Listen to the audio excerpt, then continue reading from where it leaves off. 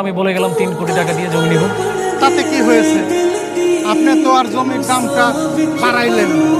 আপনি বললেন 3 কোটি টাকা, এখন আরেকজনের কাছে 3,10,00,000 টাকা পাইছে, এর কারণে সে জমি অন্যজনের কাছে বিক্রি করে দিচ্ছে।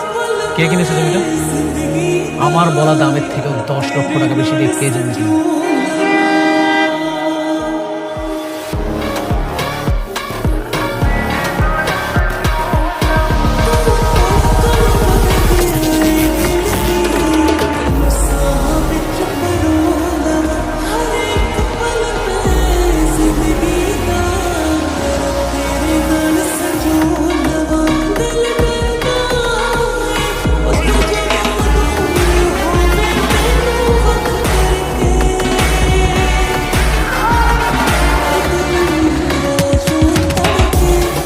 অনেক তুই আবার হচ্ছে তোর পছন্দের একটা জমি কিনে ফেললাম, এটাই তোর চোখ কপাল উঠে গেল। অবাক হয়নি? তুই এত টাকা কোথায় পেলি? 2 দিন আগেও তো তুই টাকার জন্য আমার কাছে পা ধরতে গেছিলি।